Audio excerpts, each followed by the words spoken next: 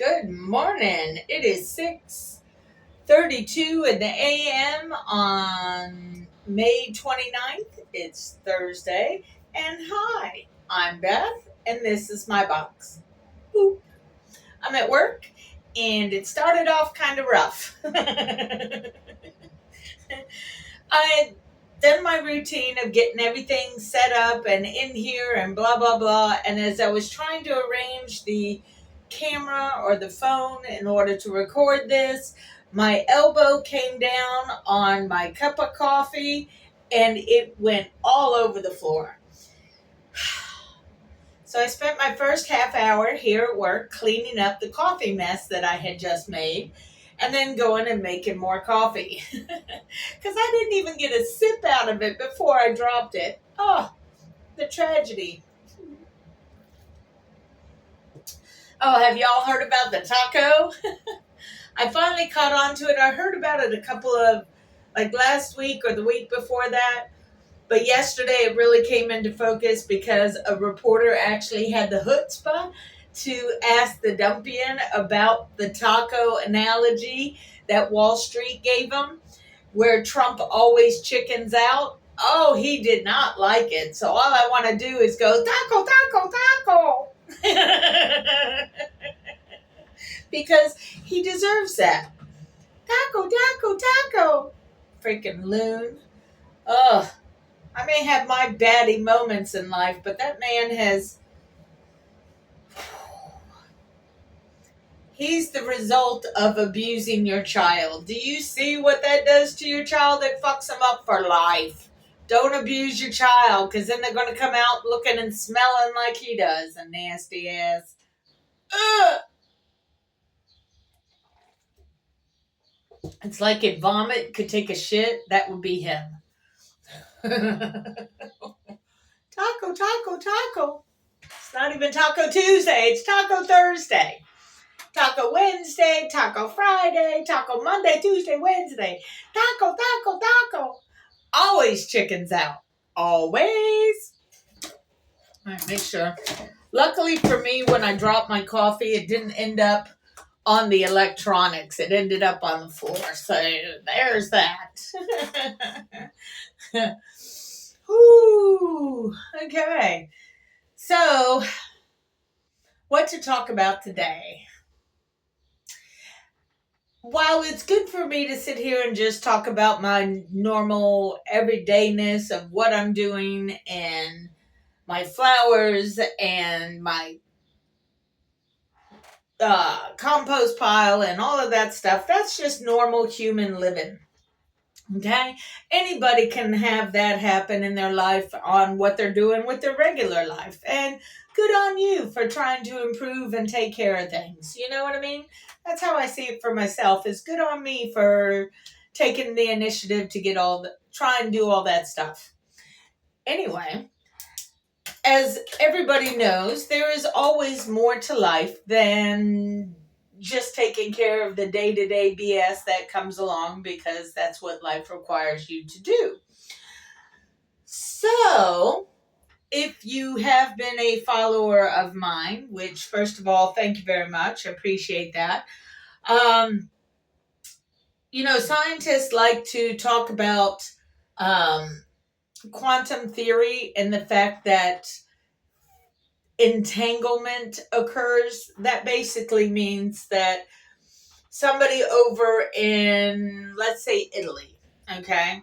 If somebody's in Italy, then somebody who's like in the United States has a thought or does an action, and somebody over in Italy feels or does the same exact thing the exact same way. It's a type of entanglement where in that situation, America hand and Italy hand have no idea about the others. But if there is some type of continuity between the two and there is some sort of communication, then yes, the quantum entanglement becomes more pronounced, as it were. So I know that this is true simply because I've had it happen to me on more than one occasion. basically having a conversation with one person, and because of who I am and what I've gone through as far as like my Me Too experiment or experience, not experiment, experience, um, I have a broader viewpoint on religious and spiritual matters because I went searching, I went digging, I sought, and I found. So, because of everything that's happened in my life, other people can try to say it's not real, but at this point in my life, it's like, yeah, that shit's real, and nah, I ain't backing down because you get all in your fifis about something because it makes you uncomfortable. That's your toast to chew on. What do you want me to do? So I wanted to try. A part of me wants to try and describe it to you, while the other part of me wants to just stay hidden in my little non-impactful world because I am in a box at my job, which I actually kind of like because I get limited exposure to people. Now, I don't mind people. People pretty much are all right, you know what I mean? But there's those one or two that makes you just want to reach out and touch them. Like, what the hell are you thinking? Those are the ones I like to avoid. Because F you. You don't know me, I don't know you, and you have no idea what I've been through in my life. Again, it goes back to just be decent, okay? You don't have to do anything else. You don't have to kiss my ass, none of that. Just be a decent human being. I know that's hard, but come on now. I got a customer. Hold on. So, anyway, I had gone through experiences that made me question whether this quantum physics type thing was real or not. You know, a good scientist always has doubts until they can replicate it. And then once they can replicate it and there's confirmation, then you can go with the hypothesis that, oh, okay, we're on the right track. So, anyway, in a random sort of way, I had experienced some quantum. It's not an issue, it's not a consideration, it's just happenings, basically. So I had experienced some quantum physics type experiences, but it was still looking at the foam on muddy water. You know what I mean? It's that kind of a thing. It's like it's there, but it's not there. But what is that? You know what I mean? So later in time, because I had already had all of those previous experiences, I met somebody online, and it wasn't like I was being fished or anything like that. We were having, I guess you could say, hidden conversations because this person had more of a let's just say notoriety about him. In other words, more people knew about this person than knew about me. Like, I have 48 followers, 46 followers, subscribers at this point. And in the grand scheme of things, compared to the people who have millions of followers, I am but a small pea in a pond. You know what I mean? So I was more able to be free with my words and my thoughts because I know I had very few followers and it wasn't going to impact anybody. But this particular person had a lot of followers and had a lot of eyeballs just kind of checking out the scene as to what's going on in his little world. So eventually we ended up talking, but because of his notoriety in the world, the human world, we were kind of slick about it. He would post something, then I would post something in response, And then he would post something in response to my post. But people who were not following the both of us had no idea what was going on, because each of our posts, more his so than my so, each of our posts could be random posts all on their own and has nothing to do with anything else. But it was the way that we were talking back and forth to talk in plain sight while still remaining hidden. You see what I'm saying? Anyway, because of all of that and my almost disbelief, my amazement, because it wasn't disbelief, it was amazement that this person who was more well known, as it were, than I was actually tripping on the fact of talking with me and enjoying it. So that was kind of cool. So in that moment, we were discussing this, that, and the others, and blah, blah, yada, yadas.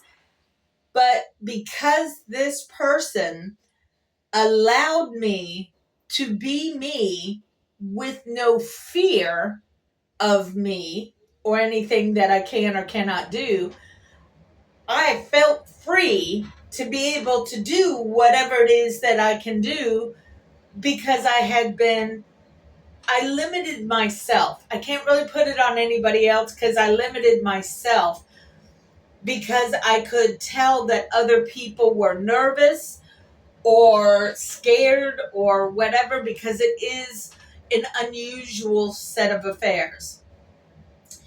So because I was able to be free and I felt his energy towards me type thing, it basically felt like his eyeballs were covering my eyeballs. And I know that sounds really weird, but basically what that means is outwardly, like right now, I can see in my video the box behind me, and I can see in front of me the garage that looks just like the garage always looks, with moving parts and pieces and stuff. And that's my eyeballs doing the looking. Well, when I felt like his eyeballs were covering my eyeballs, I could see in my mind where he was, which was cool and kind of creepy at the same time. Hold on, I got a customer. So yeah, in my mind, it was like a movie that was playing inside my mind, because in reality, that was out here. You couldn't see it. Nobody else could see it. Even if you were standing next to me when I was seeing this, you still would not be able to see what I saw in my mind, which was where he was. And he was in a completely different state. Okay, I live in Virginia. We could basically say he was in Oregon. You know what I mean? But I described the room that he was in. Other things came to mind. With having that experience with him, I finally reached what it was that I had been searching for the entire time. When I was delving into the Bible, I was delving into Egyptian philosophy and religion. I looked into the Babylonians. I looked at Greece. I looked at Rome. I looked all over the place. And again, it all came back to Egypt. Everything came back to Egypt and Tanzania and Ethiopia. That's where religion really, really started and took off from, okay? So all of that religious stuff that I looked into and had formulated, well, this makes sense here, that makes sense there, kind of thing, it all came into focus or into in-depth understanding when I had the freedom that this person offered me, because they were not scared of me. That let me know that the things that I had drawn conclusions about in my mind were right. And with that, I remember it went on for a couple of years as far as our secret talk. And I believe at one point I had mentioned, you know how people have telepathy? How one person can think or hear or understand what another person is thinking without the other person saying a word. It's a telepathy kind of situation. To me, it's been my philosophy that telepathy is a natural human ability that we have suppressed over time because of a whole lot of reasons. But basically, it is a natural ability that humans have that we have lost the understanding of why and how that works. So when I was having these conversations with this guy, I told him, I was like, my ability that you're witnessing right now of me being able to read your mind or to see where you're at, to me, that's the one language. That's what got destroyed in Babylon and all of that. Okay? So to me, telepathy is the one language that the Bible talked about. So, and then when you really go into Egyptian philosophy and such, we are now entering the end of the sleep, if you will. You can refer to it as sleep or death. It's nicer to refer to it as sleep than it is to refer to it as death. Because, like all things in life, everything moves in a cycle, a cyclical, I can't even say it, cyclical, I said it, cyclical cycle. So, like for instance, your plants that come back year after year. In the spring, they grow back, they blossom, they have plant sex, which is basically just putting out seeds or pollen or whatever. And then in the fall, they die off and they're dead, supposedly, or sleeping, if you want to put it that way, for the winter. And then come spring, they come back to life again. It's a whole cycle. Well, the human psyche goes through the same type of cycle, only it takes a lot of time, like millennia amount of time, in order to go through different cycles. Anyhow, the part of the Egyptian philosophy is we've gone through this whole cycle and humanity itself was supposed to be dead, as it were, or just really sleeping hard for at least a millennia or two before all of the old religion basically dies out to the point where nobody really understands what the hell's going on, so that when it comes back around again, it'll be brand new. It's like a brand new bulb that has come up, like irises or peonies or, dahlias, any of that. So it's the same kind of concept with humanity. Now, that's going to scare the bejeebanies out of a lot of folks because a lot of folks have a tendency to be all sneaky kind of something. You know what I mean? So if you are a dude that's abusive, people are going to know because they can read your mind. Yes. And that's what I like.